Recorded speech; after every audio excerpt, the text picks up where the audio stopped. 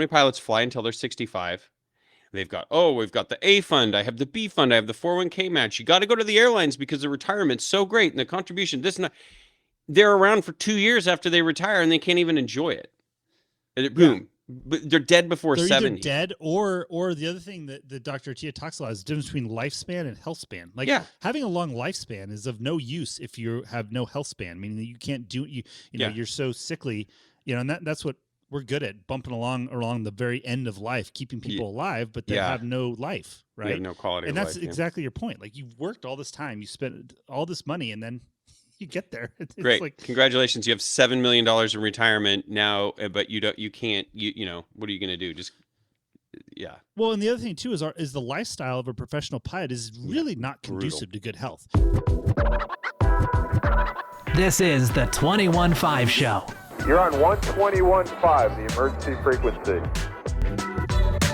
Whether you're a professional pilot or want to be one, you're in the right place. Let's get started. Join professional aviators Dylan and Max as they talk their experience in the airlines, business aviation, and more. Life is good.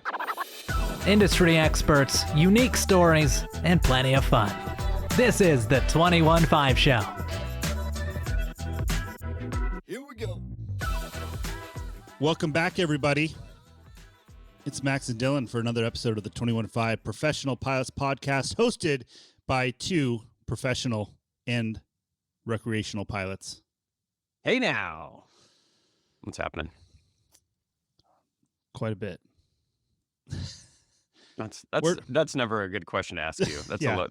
You never really? say nothing. Where do you want me to start? Anything.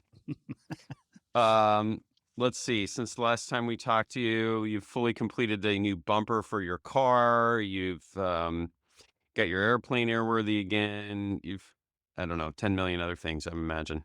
Very productive. Are you ready to play Guess the Hotel that I'm in? Yeah, today? we need to come up with some theme music for this game. Yeah, I know. Well, I already know what hotel you're in, so it's not really much of a game. I forgot. I this told time. you already. We've just Very tastefully appointed Marriott. Yeah, that is a Beautiful. nice Marriott, though. Yeah, it is. Right on the harbor in San Diego. It's beautiful. Sometimes when you're doing like a soft contemporary house, you have to be careful not to make your house give off Marriott vibes. Oh, one of our friends built a house, and I walked in, and I was like, "This feels like the lobby of the Spring Hill Suites." I know. You probably know who I'm talking about. Was it Jason? Is that who it is? Yeah. That's what Kirk said too. Our other buddy. Yeah. He's like, did he have the dewdrops on the leaves photo up in the entrance? Where can I order a breakfast burrito? like an 8-foot long vertical fireplace that's just in the wall right there in the gray That's what tiles. I mean. Seriously though, you have to be like, I have to ask myself that question because that's what my house is styled like. I'm like, you gotta make sure like some weird like water like wall feature, like glass. Yeah, right. You're like, I can't. Put a tiny little pantry in there. You could buy a $5 Coca-Cola and as you walk out, and a beverage fridge and a rack with some sundries next to it. Yeah, you gotta be. Put it on 309. Yeah. What? As you walk out. That's always my move. As I'm walking by, I'm like 410. Thanks. Never stop walking. Let's continue on. Good stuff. Well, that's how you know that we're real ones. We almost lead off every episode with a discussion on hotel room options. Mm-hmm. It's the way it goes in the life of a professional pilot. If you're new here, welcome. This show is dedicated to all of the pros out there. My name is Dylan. I'm a pilot in business aviation, and my cohort Max is a specialist in many facets of aviation, including airlines, private, owner-flown, piston aviation, as well as some high performance Gulfstream activity. So let's get it all covered here. Let's see. It's been a couple weeks since we've caught up, Max. I was pleased to see that Max's Musings are back on the list. The little note that you keep from all of your travels with all of your latest. I don't have thoughts. that much stuff. Well, you've got some. I mean, you've been up to a lot. There's a lot to talk about today, so let's get into it. All right. Well, we've been we've been calling it like it's kind of a play on clubbing. We call it cubbing. We're going cubbing. Okay. Flying my cub that I have, and I don't think I talked about this flying over the prison. Did I talk about this last time? I don't think so. It was this odd thought I had that I just wrote down because it was kind of interesting. I wanted to just tell you about it. So I was flying with Sean, and we're flying out like kind of in the, I don't know, south west of Phoenix over the desert, and we were just landed somewhere, so we're flying pretty low, and we fly over this prison, right? And so we look down, and Sean was in front of me. We're talking on the radio. He goes, "Oh, look at all the prison guys. They're out in the yard. They're waving at us." And so I fly over the prison behind him, and I see them all down there waving, and I kind of rock my wings, whatever, and we fly on. And I'm like, this is I clear the mic. I'm talking to Sean. I go, this just kind of struck me. Like, we're literally sitting out here in our own airplanes, talking to no one, just flying wherever we want and doing wherever we want, and literally just landing on a spot in the middle of the desert, like kind of the ultimate expression of freedom. And then we fly over to this prison with a bunch of incarcerated dudes waving at us. I'm like the contrast of that just kind of struck me in the moment. I'm like, this is kind of an interesting. I mean, does that sound stupid, or does that like? No, I mean it is, and it is an interesting thought. Yeah, yeah, I it mean, did. Like literally, right as I flew over and past it, I stopped rocking my wings. I'm like, boy, what an odd thing. Like, I don't know what is more expression of being free than just flying around, like wherever you feel like, doing wherever you want. All these dudes in some prison in the middle of nowhere, Arizona, waving at us, like, huh. What an insult to prisoners to have Class G airspace right over their prison. I mean, where people could just go for it. I mean, at least like, come on. Do you think anyone on the ground had the same inverse thought? Man, look at these guys just flying around for fun. Yeah. Doing whatever they want. Yeah. I don't know. It's a good question. Well, speaking of prisoners and people who might be, well, I don't know if this person's actually going to end up in prison, but did you see our buddy Eric sent this link today of a Tropic Air flight that was hijacked in Belize? Yeah, I saw that. I read this article. Now they show a picture. I don't know if this is the airplane. It's a caravan, but like somebody like hijacked an airplane, and then somehow they were like flying around for a couple hours aimlessly, and then somehow, listen to this, during the hijacking, one of the passengers who had been stabbed in the back and suffered a punctured lung managed to shoot and kill the hijacker. The passenger, who was licensed to carry a firearm, later turned the weapon over to the police. He remains in critical condition. I'm just like, what? So first you got a hijacker on a caravan, which like, where are you going in a caravan? You got a guy with another guy who just happens to have a gun on that flight. What are the odds in a caravan? I mean, so what are there, 6 people maybe on the plane? We're now going to this village. Like what? What? So this is 14, but I take that back. 14 passengers. You can fit 14 plus 2 in a caravan? I don't know. Again, they just showed a picture of a caravan. I don't actually know what the aircraft is. I don't know. Are there different versions of the caravan? Because remember the caravan when we flew in recently together? Yeah. 14 I don't remember 14 aggressive in that one. Yeah. I don't know. So, but believe it or not, the news media may not have the correct picture of the aircraft. Yeah, who knows? In the article. That may happen. But yeah, I was just like, what are the odds? 1, you're a hijacker. 2, there's another dude with a gun and then you end up getting blown away. And then meanwhile, the pilot somehow is okay through all this. What a world. Wow. So listen, just be thankful for what you got, I guess. Okay, go ahead. More musings. I'm sorry to cut you off. I just wanted to throw that in. Let's see. What else? Oh, so Christian and I we had a long kind of day trip in Ontario.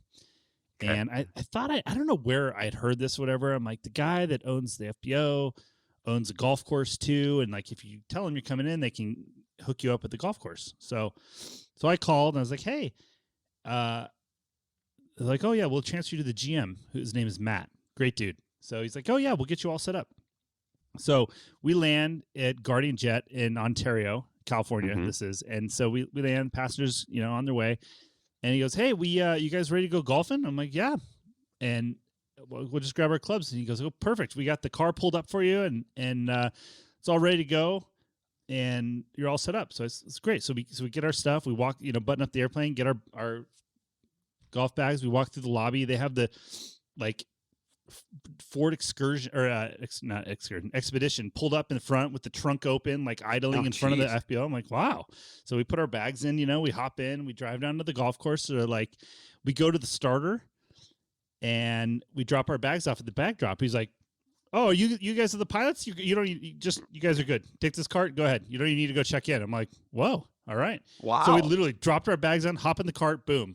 Like our tee time was like 11, and it was not exactly 11, but he just, So I'm like, this is awesome. So we start playing in about the second or third hole. It's about noon, whatever, right? And a dude drives up. He's like, oh, are you guys the pilots? We're like, yeah. I'm like, yeah. And, I'm Max. I shake his hand. He goes, oh, hey, I'm so-and-so. I'm the general manager of the golf course. I just wanted to call and see if come check in on you guys, see if everything, I'm like, what? And see if everything's going all right. He goes, do you guys want lunch? I'm like, oh, sure. Yeah, we were just going to grab it at the turn. He goes, well, the turn doesn't really go through the clubhouse. He goes, I'll just have it delivered for you. What do you guys want? Do you guys want a couple of burgers or a pulled pork sandwich or a French dip? And I was like, wow. I guess, So what did you buy? Like 50,000 gallons from Duh. I'm like, well, just take, a couple of burgers would be great. He goes, okay. So I'll have it sent out. Your cart 56. Perfect. And so 2 holes later, some dude rolls up with 2, burgers and sweet potato fries, the whole thing, a bag of waters with ice in it, and some cigars. I'm like, what? I'm telling you, dude, I'm not making this up. And so, yeah, it was just awesome. And then, we finished our round of golf and went back to the FBO and our pastor showed up and we went home. But I was just like, dude, this is how it should be done. That's incredible. Atlantic signature. Everyone take note. It's when you go to these private, that's what's kind of sucks, dude, because you lose so much of that. Yeah. There's so few private FBOs anymore, but I was like, this is awesome, dude. It's like, so if you're going to the Inland Empire of Ontario, go to Guardian Jet. Talk to Matt, GM. They are, I don't know if this is typical. I'm going to make a disclaimer. I don't know. But it was. Watch a bunch of guys in Cessna 150s are going to fly in there. Oh, I'd like my free it was round awesome, of golf though, and dude. cigars, please. The Guardian Jet is awesome. And it's an independent FBO, the guy. Yep. So just some dude owns it. So. Shout out. It's funny because I actually was just in there the other day too, and I thought I was going to have enough time to go play golf, and then turned out I didn't. But awesome. It was super funny. Wow. I had a trip one time, not the exact same, but a similar experience where we actually flew the passenger on a charter to a small town, and he happened to own the hotel, the movie theater, and the golf course.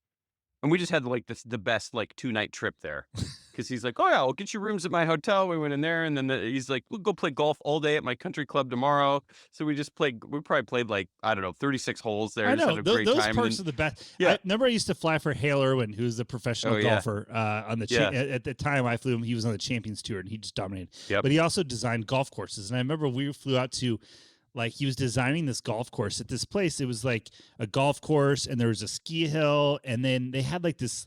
They were building a whitewater rafting river. Yeah, art. Oh, I remember this. Yeah, yeah. We would go out there, and he'd be doing his design consultation or whatever, and he hooked us up, dude. We had a slope side condo with a hot tub, and they get us lift passes, and we skied in the winter, and then the summertime, we were playing golf. We were doing everything. It's so this fun. is the best. I know. That's the perks, man. The perks in business aviation can be amazing. So awesome. But yeah, we should have included that in our conversation with Dr. Broyhill. No. Yeah. How do you evaluate? How do you monetize the perks? Now, an 18-hole round versus there are cigars. Is there imputed income on this? These perks that should be accounted for. See, now, Max, you recently did a day in the life. Khaleesi made a really funny day in the life video. Yeah. Where she dropped in a bunch of B-roll, and you're like, oh, I'm getting ready, and I'm driving my car. I love this too, because I have no idea that these are coming out. And my wife goes, it's a surprise to everybody. The day in the life whatever thing on is really funny. I'm like, what day in the life thing? Give me. Yeah. Let me. You should consider subscribing to our social media. You should watch it. Listen, But it's funny. You should have done a day in life there. That would have been hilarious. I know, but Here we go. I'm lighting this Monte Cristo, guys. Kalisa and you, everyone really wants to up the social media content creation. And I'm like, these selfie videos, dude, Killing me. I can't do that in public. That's hard for me. I can't. But the Meta glasses help. So I'm trying to take some first person and I'm trying to do a better job. So if you have not subscribed to our social media platforms, please subscribe on where are we? Everywhere? Instagram? At 215 Podcast on pretty much all of the. Believe it or not, the 215 Podcast screen name is available on most of those platforms. No one's taken it, so we were able to get it. But yeah, that was a shock. I did one the other day. I don't know if she's supposed to yet. Where we did a cold plunge in the Pacific. I've been checking it now to see what. Yeah, to see what we're up to. What's going on? Some unbelievable. Yeah, even the Pacific, mid 50-degree swim. Meta glasses in the ocean apparently does work. Probably don't put them underwater, but Yeah, and then Christian and I went flying in the Cub the other day, just ripping around, low with the window open. I sent her some video, so she'll be putting something together. Lot going on. Fun. You and I have an appointment on Tuesday, right? Oh, I can't wait. It's going to be unbelievable. I'm so excited to go fly in your plane. It'll be the first time. I know. It's going to be a lot of man in one small Cub.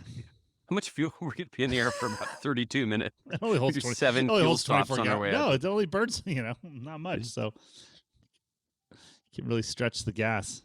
Let's see. Oh, speaking of your Cub, as I had predicted, a lot more of the sponsors that you're going to hear on our show are going to be related to Max getting products for his Cub. So we're going to be sponsored by airframe fabric manufacturers here pretty soon. Some sort whoever does the oil filters for your engine, I'm sure is going to be joining us for oil filter updates. Listen, Dylan, but you did do. I got to hand it to you. You actually got a great product that we got to try out, and it's a crossover because it actually works in Cub, business aviation, and the airlines. It covers everything. I hit all. You did hit a home run. So why don't you tell them about this latest find of yours? So this is going to go into a whole nother thing, but yeah. So there's things that pilots. Would you say it's going to be a whole thing? It's going to be it's a whole thing. That's a Howard Stern thing, isn't it? I think I probably got from him, but yeah. So I approached. The Cub is a big skylight on the top. It's all plexiglass, right? So it's starting to get hot here in Arizona, and you're just baking there like a greenhouse, right? So we were at that air show in Buckeye, remember? And we talked to the Cub, the local Cub dealer that had the new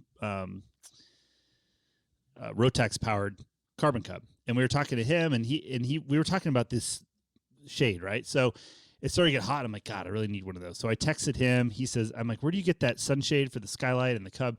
And he said, it's Aero Shields. And he sent me the link, right? So I go on there and I look at the Cub one and I'm like, oh, they have them for all the biz jets too. And like all the windows. And I really need it for the 737 because that's where my biggest exposure is, right? Because I think all pilots know, there's studies on it. They even send us some documentation, but obviously you are exposed to a lot of UV radiation when you fly, right?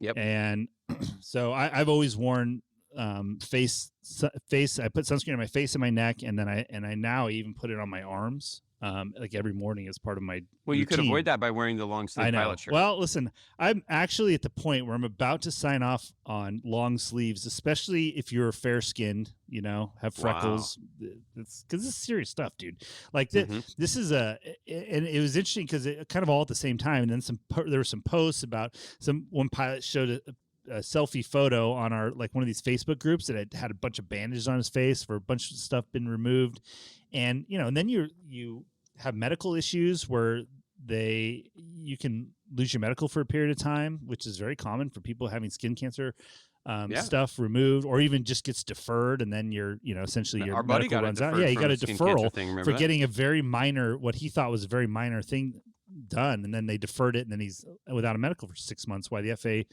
ponders what they're going to do. It's crazy.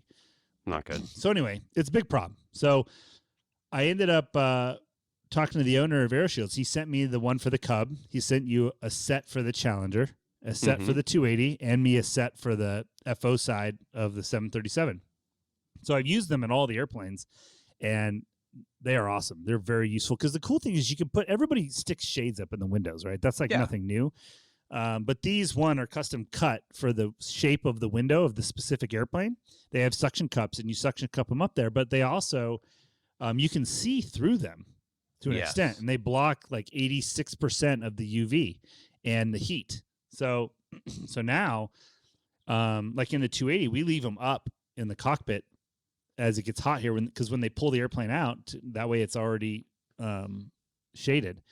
Yep. And then, also in flight, and then the 737, I use them now like obsessively, on top of wearing sunscreen and all that stuff to just try and keep the UV exposure down. And it's so much easier because our union gives us like kind of like a twist and fold, like sort of like it's like a oval shape one that you can stick up, but it's always popping down. It's quite inconvenient. We have those, I still use that occasionally, like at the gate. I'll stick it up but if it's just out of the sides or whatever. But for the most part now, I've gone to the AeroShield. So if you're a pilot, especially an airline pilot, and you put in the kind of time that really any professional pilot, dude, because you're up there enough, and like you really have to consider this and wear sunscreen and on your face and your neck and your ears and the whole deal. Like, I know it sounds lame, but it is a thing, and it's one of those things that slowly creeps up on you over time. Like, you don't think about it, and then next thing you know, it's an issue, and so it's something you have to start early. So I've become a big advocate for that. And the AeroShields are awesome. Like, he sent them. I said, we'll try them. I've tried them. They're awesome. They do what they say. They work great. It's one more thing to carry around, which sucks. I get it. Like, but find room because it's worth it. Yeah. Well, and I think, speaking on the airline side, you can just buy like the half, right? Like, so if you're an FO, you can just buy like the right side. Yeah, well, you can buy the right side, but obviously the left side is the inverse of the right side, right? So you can buy ones that are kind of this like a blackish color on one side and then silver on the reflective side. So you want the silver side out, right? Or you can buy the ones that are gold on both sides. So if you're like about to upgrade, you could buy the gold FO ones, and then when you upgrade, you can literally, because the suction cups are just pressed into like a little grommet, so you can flip the suction cups around to the other side, and you could flip them over and use them on the captain's side if you wanted, or if you're or buy the whole set and then just lease them out to the captain or the first officer on a per leg basis. You could amortize your initial cost after, Yeah, they're pretty sweet though. Honestly, like they do work well. It is a good solution. Greg, who's an airline pilot himself, the owner of the company, came up with them, and it's no joke. Well, yeah, I get it on the airline side, especially when it's high, you're up there so much. But I'll tell you what's great on the business aviation side, we've been using them for a couple of weeks in our plane, is that you can see out of them when you're on the ground. Yeah. Right? Because normally you get the shade up on the ground and like, oh, is the boss driving up? Oh, here comes the line guy. Is they dropping off ice or whatever? You can't, if you got your regular shades up, you can't see anything. And that's what I really like about them is they're up, they're protecting you, they're keeping the cockpit cool. You can still tell what's going on outside. And then also, like, in flight, I feel like if you've got them up and the boss walks up, like if he's in the galley getting a cup of coffee and then looks up and you've just got regular shades up there, like blocking all the windows, it's going to be like, what are you guys doing? Yeah, like this. We can't even see out the windows. Like, I think that's going to be real popular with the passengers.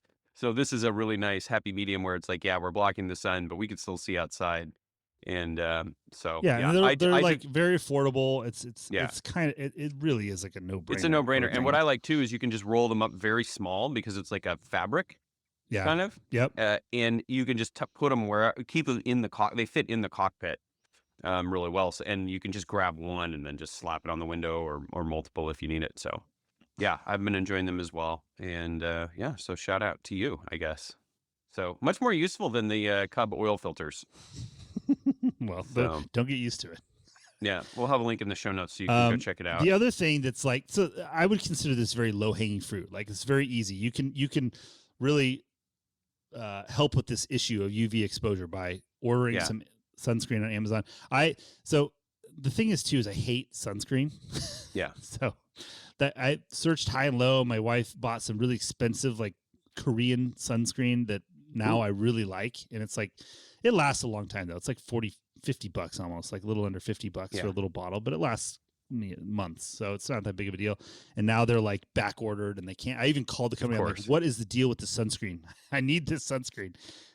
Some changes with the Korean FDA or something. I don't know. They're like reformulating. What about the incoming tariffs? I know. I don't care. It doesn't matter. I'll problem. pay. I don't care. It's too good. It's made by Marte.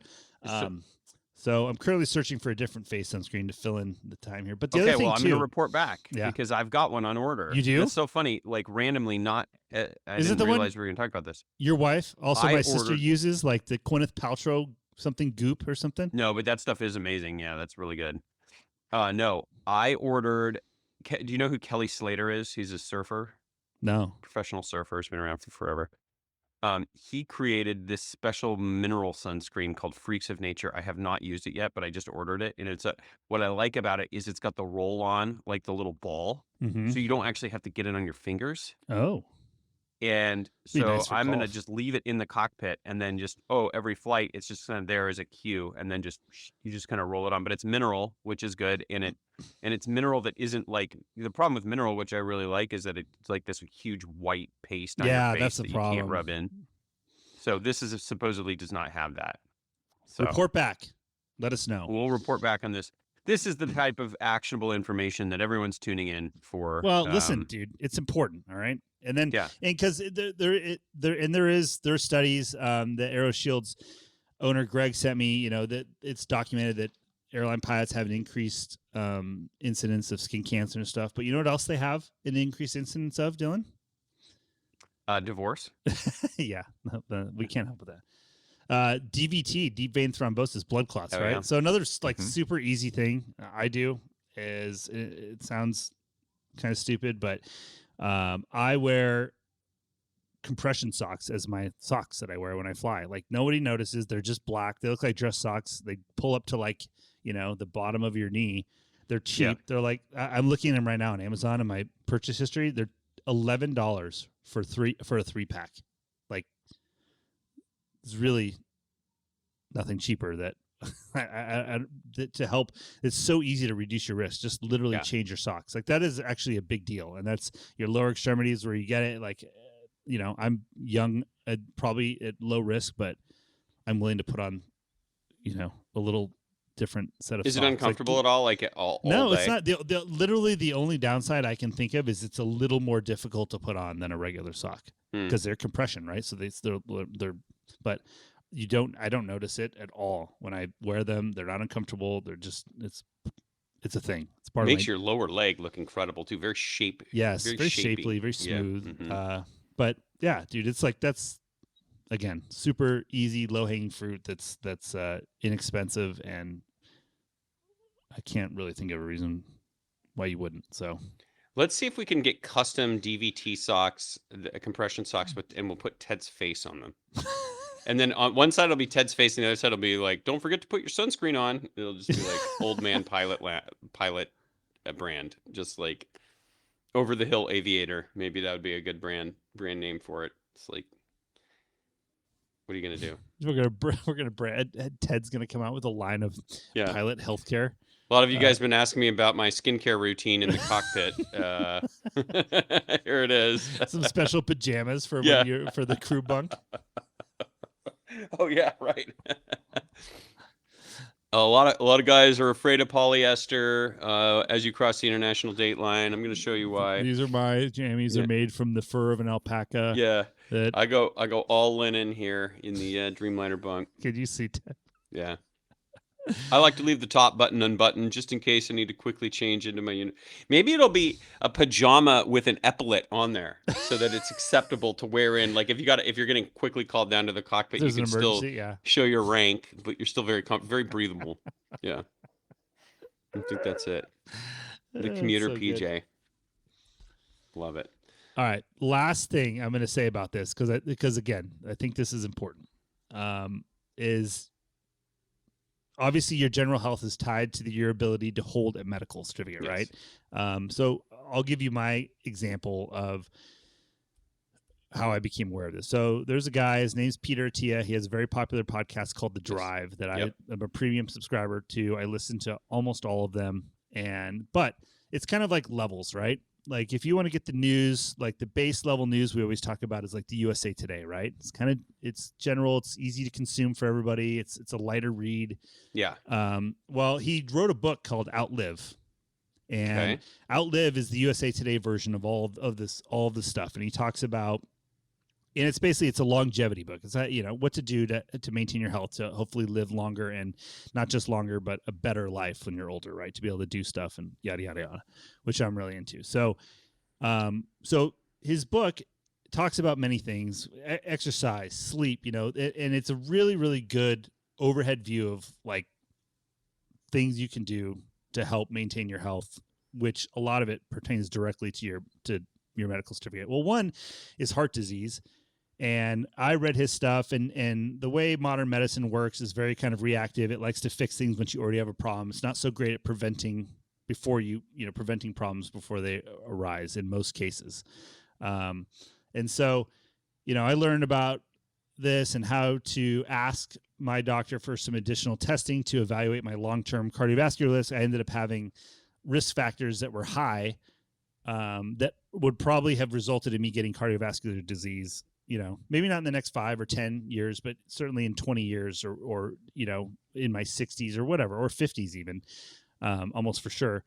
And so now, because of what I've learned through Peter Tia, I've, now mitigate that risk with pharmaceuticals and things like that, because one of the things that happens, one of the most common risk factors, most people don't know they have a heart problem until they have a heart attack, right? And one of the most common symptoms, or the most common symptom of a heart attack is sudden death. So that's the definition of it being too late, right? So it's something you have to take serious. And there's a lot of people walking around that are at high risk. And heart disease is another, kind of like skin cancer. It's over time. It takes a long time. It's a cumulative disease, but it's also, you can head it off early and mitigate it. Like I got a calcium scan, I don't have any damage that's occurred, and now I'm doing things to prevent the damage from happening, right? So could it have saved my life? Very well could have. Who knows? You'll never know. Hopefully I'll never know. But anyway, that's a good example of just learn, you have to kind of be your own advocate and learn about this stuff, because going to the doctor and getting a physical is not enough anymore. Just the way the system is designed, it doesn't do a great job at that, but they bring you in the ambulance after having a heart attack. They're really good at saving your life at that point, but preventing it from 20 years back, we're not so good at just yet.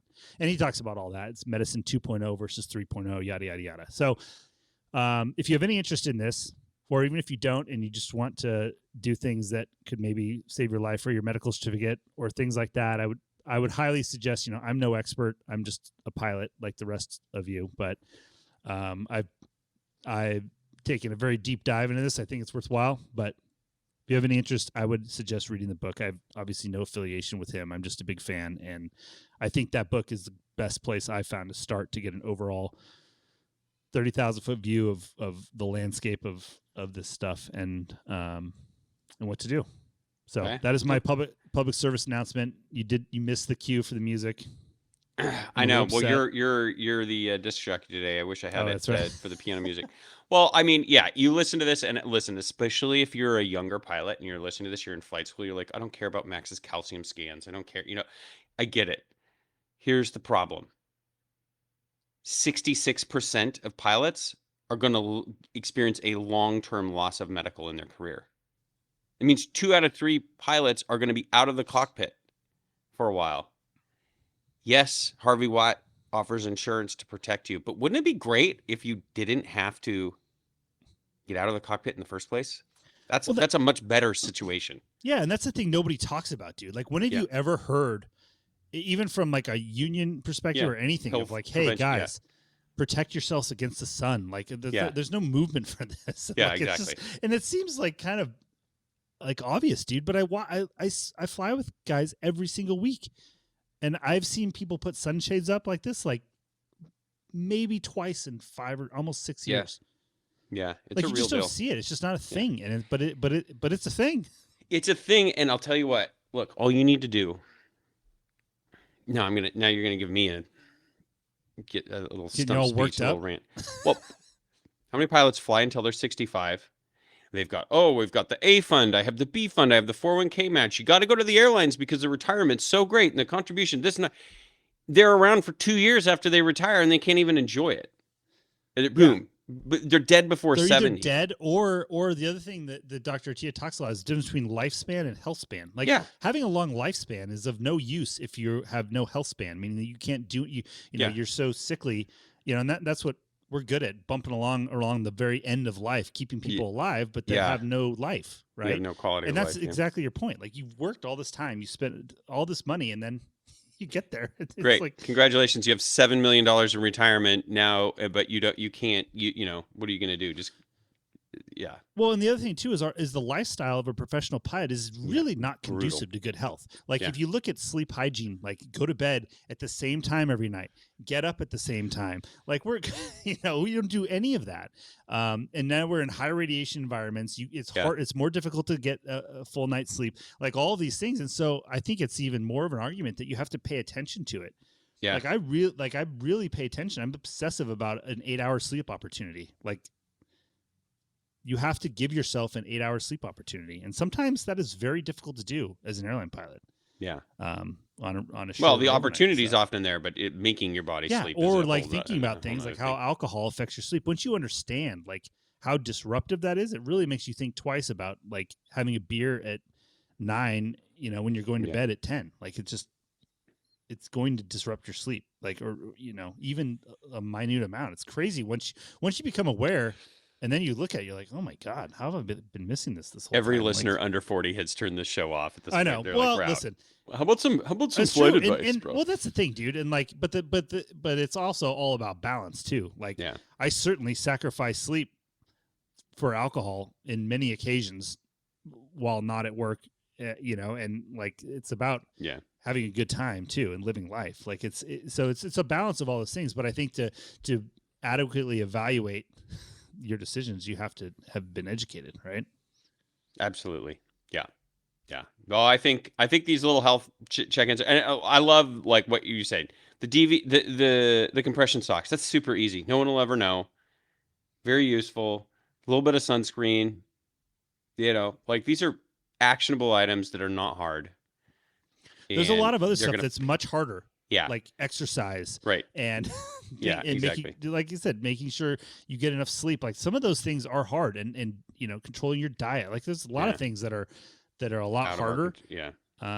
Especially in this business. That everybody has to decide what they want to do. I mean, that's just life and health in general, right?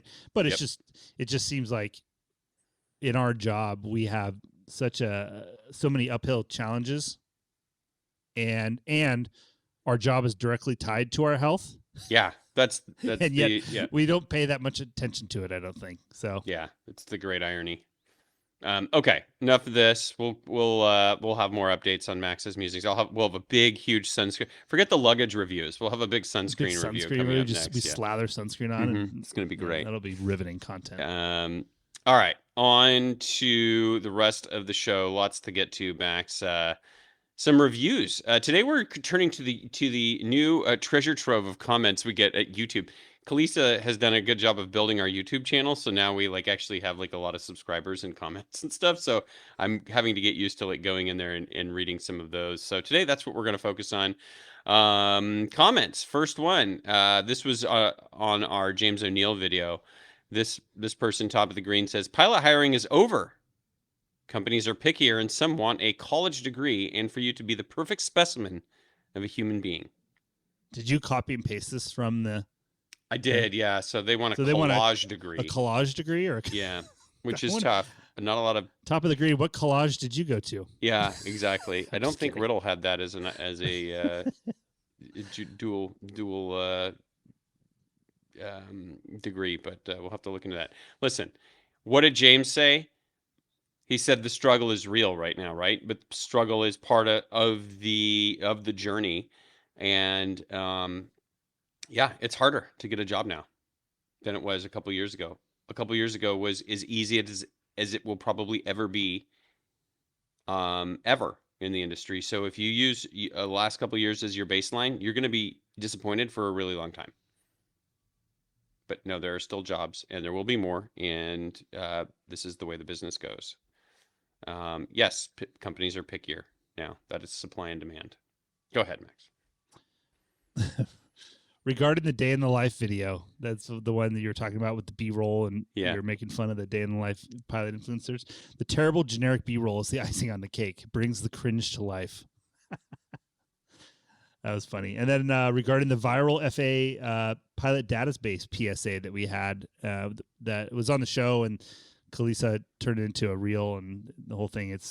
That's what our biggest one yet, right? For sure. Like, oh yeah, it was shared by like huge accounts. But if you missed it, basically it was a clip of James telling you how to opt out of your address being shown. Address, right? Yeah, exactly, being shown in the FAA database, in the public database. So if you missed that, go back and look for those clips, and we have the instructions all posted on the video, and it tells you exactly what you need to do to get your information off of the database. Guy says, Texas Tail Dragon says, been meaning to do this for a while. Just did it. Thanks for sharing where it was located. You're welcome. All right. That is going to do it from the YouTube side of things. Listen, we love when folks have comments and leave reviews, especially on Apple Podcasts or Spotify.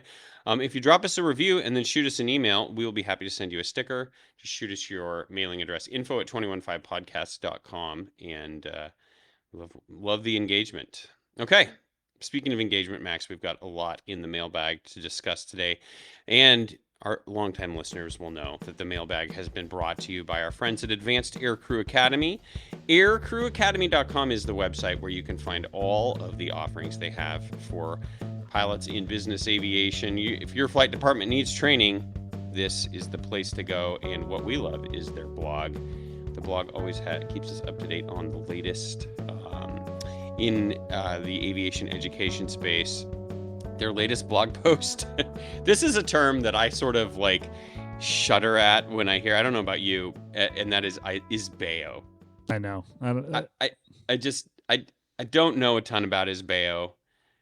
I know that it's like important for flight departments. I don't even know what ISBAO stands for. Do you? I don't know what it stands for. And this is the very appropriate post: navigating the maze of ISBAO training requirements. And the blog post is very helpful at kind of giving you an understanding of the maze of all of the things you need for compliance. We'll have a link in the show notes for that blog post, but head on over there to our partners at Advanced Aircrew Academy. They'll be happy to get you on the right path. On to the mailbag. International standards for business aircraft operations. Good. Oh, yeah. See, now we're working on ChatGPT being the third member of our podcast, so that would have been a perfect time. I do have it figured out. You do? Figured out. Yeah, we didn't have enough time to. All right, we'll get that. We'll get that soon. He would have been able to chime in for that, but that'll be next time. All right. Why don't you go ahead with the first email? All right. Love the show. You guys are great. As a fellow 737 driver at the Love Airline, it's nice to hear Max's optimism about the changes. We definitely need more of that. Most people don't understand how simple that is. That's from Steve. It's true. Thanks, Steve. Yeah. Next email from Philip. He says, MU2 episode, please. I feel like all episodes are MU2 episodes, but okay. On one of my first solo cross countries to Imperial, California, I was drinking a soda, and MU2 did a hot drop-off of a farmer at the county terminal right next to me. They came in hot, dude jumped out, and they blasted off. Starstruck and deaf ever since. LOL. I'll join Max's MU2 partnership. Got a name for him. Club MU2. You're welcome. That's from Philip. Dude, I have the MU2 expert too. We should have him on the show. A full MU2 show. Oh yeah, like from back in the day, dude. Like, was this the sales guy? That one sales guy? Yeah. Oh, he's the best. Yeah. It would be. That would be great. It's 9 downloads. He kind of has a little bit of Vern vibes, you know? Just could tell a story. Great talk about, stories. Yeah.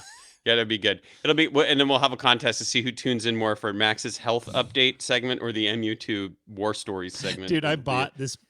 He compiled all of the accident reports for MU2 accidents for like the last, 500 years or whatever.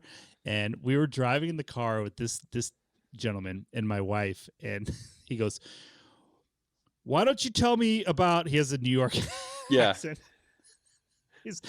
why don't you just read one and I'll tell you the story about it. So my wife would be like, May 17th, 1983, MU2 crashes in Sarasota, Florida. He goes, okay, so that one was... This is secretly, while he's doing this, your wife is also Googling about aviation divorce attorneys. Just be like, what have I got? Where can I buy a cyanide pill? What is this? No, she actually was into it. It's pretty funny, though, but she just rolls her eyes at me. I remember we had a few speakerphone Constantly. calls with that guy. It was incredible. Yeah, get him on the show. Next email's an MU2 email, too. Go ahead. Really? Yeah. Gents, longtime listener, our commonalities and interests could not be more aligned with your relevant industry content and guest speakers. I truly look forward to each podcast. I started at Riddle, then flew survey until I flew air tours out here in Arizona, where I remain to this day. After tours, I got into Part 91 corporate with a start in the MU2N model, then the MU300, which is the Diamond Jet, precursor to the Beach Jet, until I got called up to the big leagues when my connections got me into the Falcon 900. Did that for 5 years until pay and quality of life at the airlines could not be ignored any longer. I now fly as an FO in the 737 for the Eskimo. You'll notice I never said CFI, and this email is directed to the guy who wrote in about skipping the CFI in lieu of time building through survey work. That's what I did, and I regret it constantly. Mm-hmm. It worked out in the end, and it may for him too, but with each turn in my career, I feel I had to prove my skills and knowledge a bit more than I had if I had my CFI.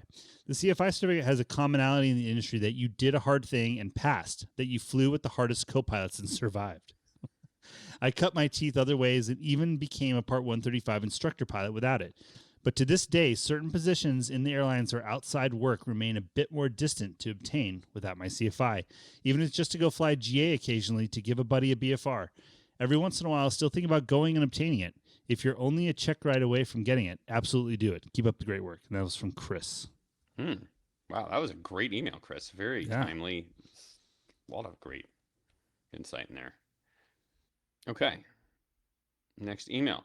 Love the show. Topic request, the story behind the photo below. Talk to the pilots, the photographer, the insurance company, anyone. It's probably one of the greatest aviation photos ever taken. All I know about this photo is that the first time I saw it, I think it was framed on a wall art at the FBO in Sholo, Arizona. Wish I could help you more. Thanks, David. And we'll have to have Cleesa make a reel of this and show the picture. I recognize that from the Sholo airport, too. Picture of it's not the Chinook. What's the smaller? Is it CH-47? The smaller dual rotor helicopter? Chinook. I don't know. CH-46? Okay, it's the smaller one that looks like the baby Chinook. And it's pulling a sled on what looks like icebergs. And the helicopter is at I don't know, the nose is down at what looks like about a 45-degree angle, pulling this heavy sled across the icebergs. It's very cool. It's a very iconic picture. You've probably seen it before. We'll post on our social media. Hopefully somebody will give us a story about what the deal is with that thing. It is cool, though. Maybe we'll ask our friend at ChatGPT. Oh, yeah, ChatGPT would have been able to I'm trying to copy and paste it into it right now. It won't work, so... Well, listen. We're going to have to save it and the whole thing. I have lost interest. We're on it, David. We'll let you know. All right. Hello, Eagle Careers. I'm sending an update. RE, my flight advice from mid last year, as promised. I was a CFI out of Austin, Texas, who was worried about taking leave from my instructing job to go do some ferry flying in Australia and Southeast Asia. Do you remember that one? Yeah. Yeah, oh, yeah. Me too. I'm happy to report that the trip was a big success. While I didn't make any money, I did get nearly 20 hours of multi-time ferrying a Navajo chieftain from the northern Australia across Indonesia and finally to the Philippines. I learned, saw, and smelled so many new things on the trip, in addition to expanding my piloting horizons. It was a very challenging undertaking, but going on this trip was a risk I'm very glad I took. Also, for better or for worse, I still have my instructing job. Sending it, quotes, was definitely the right call.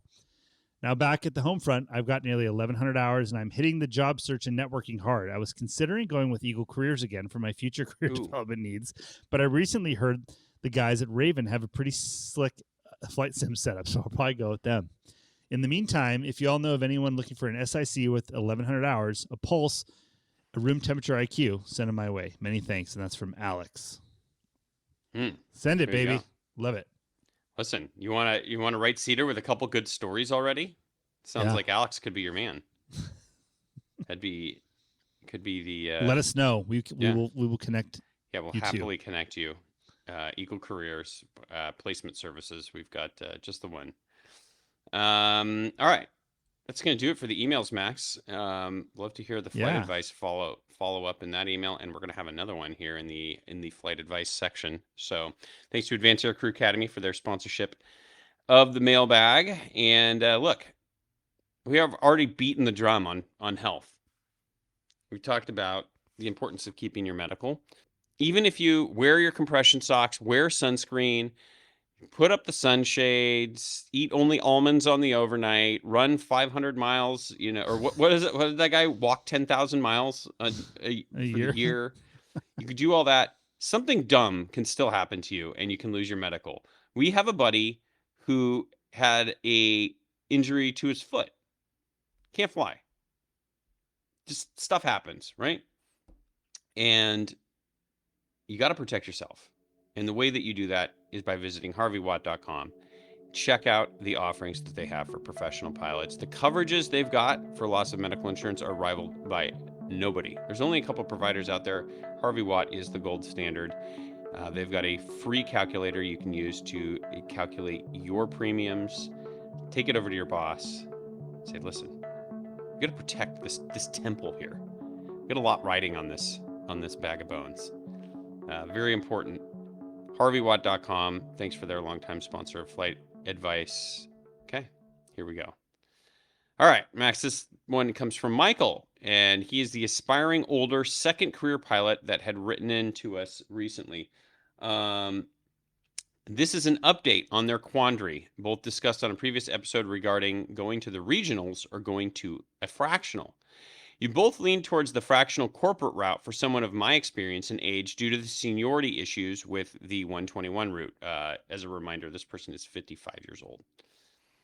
I have indeed decided to go the corporate/fractional route, got multi-engine time and completed the ATP CTP at ATP Jets. Now with 2,000 hours and all the boxes checked for unrestricted ATP complete. I have been looking for a corporate gig, but no luck as the competitive times go up faster than I can fly.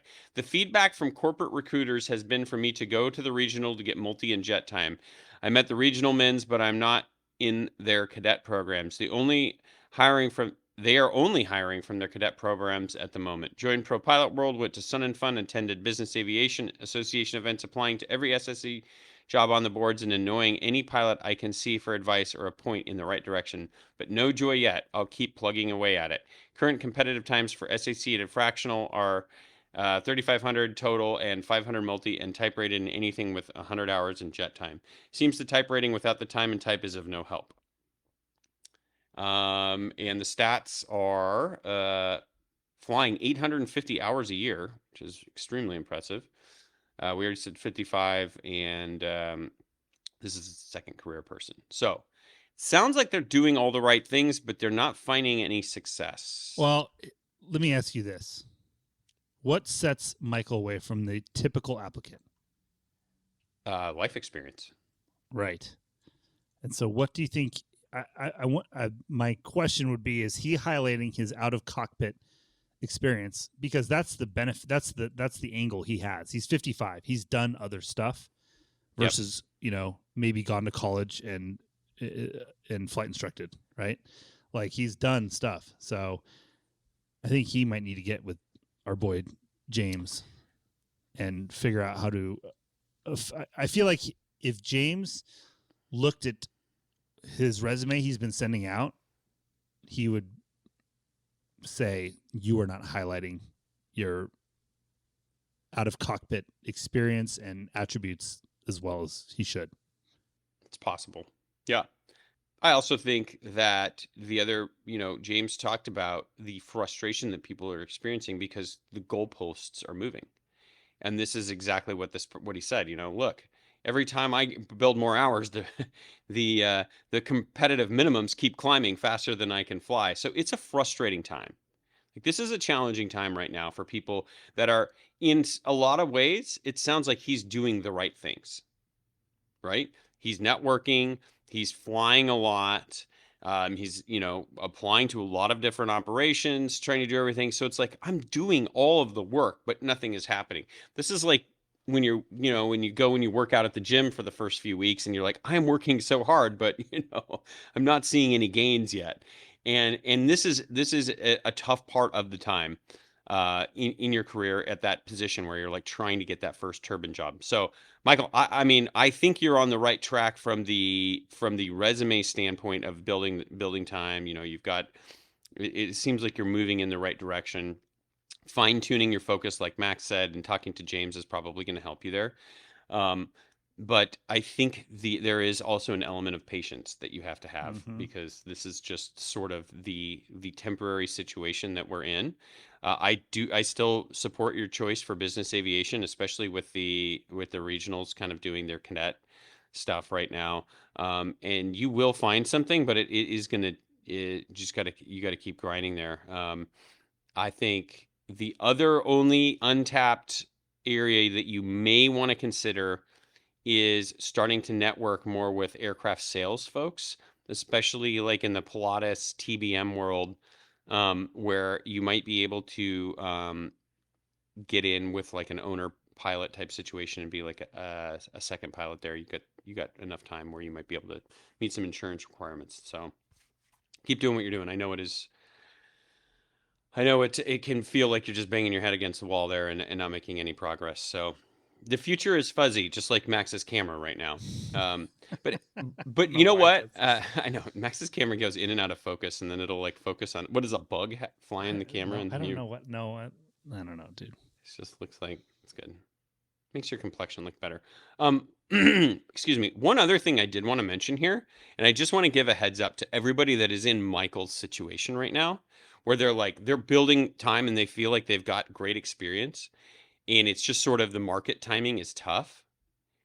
The market is going to change, and then you're going to be in a position where you get hired. But here's what's going to be super frustrating: people that are behind you are also going to get hired, and it's not going to be fair. Mentally prepare yourself for that. You've got 2,000 hours, you're ready to go, but all of a sudden the floodgates are going to open. You're going to get a job, and then the person that started flight training 2 years after you that barely has their CFI, they're going to get a job too. And that's just going to be part of the industry and the way it works. A lot of it is just timing based. And so just prepare yourself for that, that everyone is not going to go through the struggle that you are at that Well, same time. it's going to be different. Think about Yeah. this, Michael. Here's another way to frame this: is what if you're 55, you have 2 kids, right? You're in a different Yeah. stage of life than a lot of people that are applying for these jobs. But what if you did get hired when when your current times were more competitive, and then the hiring stopped? So there's a Yeah. lot of people out there that also got hired, and who knows what your situation is, but maybe you're working, Monday through Friday, and you have weekends off to hang out with your family and stuff. You could have got to that next level when the music stopped, and then you had to sit in that chair at the very bottom of a seniority list, working Yep. Friday, Saturday, Sundays every month. There's a lot of people there too. I just talked to a listener on the train to the parking lot at Phoenix the other day, and he's like, "Yeah, he's in Phoenix." He's like, he's based in LA. He can't get to Phoenix, so he's forced to commute because he got hired right after we stopped hiring. And Yep. so sometimes it's the whole grass is greener analogy, but depending on where the music stopped, when the music stops, it's frustrating for everybody. Yep. But it could have been more frustrating had you made the next step when the music stopped, and vice versa. So it just depends on everyone's situation. But yeah, like you said, at some point, there is a degree of patience that is required. Yeah, there is. in this And gig. there's going to be patience, frustration. It's going to work out for you. You're in the right spot. But that being said, that doesn't mean that like James also said, these times is when you take the opportunity of the time you're afforded here to maximize your Yep. your resume, and Yeah. whether that's with flight time or physically writing it better or whatever. Yeah. So when the needle swings and opportunity exists, you're primed to pounce on it. Absolutely. And if you've got the spare time, I don't know if you're still working your first career or not. This would also be the right time to be doing some type of volunteer work in aviation as well while you're waiting, networking, meeting people. Maybe it's just working with the business aviation group in your area to be on their scholarship committee or planning events, or, you know, even cleaning up after meetings, whatever. Like this is the time where you're building relationships. So you're on the right path. Hang in there. Hang in there. Keep us updated. Yeah, I know we're gonna get another update email in a few months. What else? Anything else, Max? You got to go, don't you? Yeah, I gotta run. Do the gig. I gotta make it happen here. Thanks to all of the folks who contributed to the show, all of our listeners who write reviews, shoot in emails, send in flight advice. Couldn't do these episodes without you. Thanks to Max's insatiable curiosity for longevity, health, and small piston aircraft. Too. I want to stick around. You're the firecracker. You're the spark plug of the show. We need that. Thank you. And also, we always forget to plug ourselves in that we are currently in search of a headline sponsor for this podcast. So if anybody has any ideas or anyone is interested in becoming the headline sponsor, so, kind of the 21.5 show brought to you by blank. We're looking to fill that blank. So if you guys have any ideas, or if you are someone that is interested in that role, please reach out. info@215podcast.com. What is your favorite compression sock manufacturer? Maybe they want to really open a new market. Yeah. Perhaps the sunscreen guys are ready to. Maybe a Marte has heard this in South Korea and is looking to really tap an untapped market. That's right. Great. Well, and let's take a minute to thank all of our existing sponsors too, Max, that bring this show every week. Tim Pope, who is going to be coming on the show soon with some new and exciting announcements. Can't wait to chat with him. The Amigo Aerotow crew, who have generously shared an Aerotow with us, and I'm hearing you're going to have some new content. Yeah, I will. I will have a new airplane to drag around with that very soon. Coming months. Look forward to that. Keep you posted. You heard from Dr. Broyhill at the Advanced Aircrew. At the AirComp Calculator in the last episode. Always contributing to the business aviation space. Advanced Aircrew Academy, obviously in the education space. Harvey Watt, protecting pilots. Veris Jet Sales, keeping the aircraft transactions moving. And our buddy James O'Neill. Lots of folks. Timothy P. Pope. I mentioned him first. Oh, bro. Yeah, sorry. And then double also, shout out for don't forget Aero Shields for generously donating the set of UV shields for all of the airplanes we fly. aero-shields.com. Okay. That's going to do it for this episode. We'll look forward to chatting with you again next week. Until then, remember, flexibility is always the key to air power and to your health. That's right. We'll see you next time. Here's to your health, Max. Respect. The statements made in this show are our own opinions and do not reflect, nor were they under any direction from any of our employers.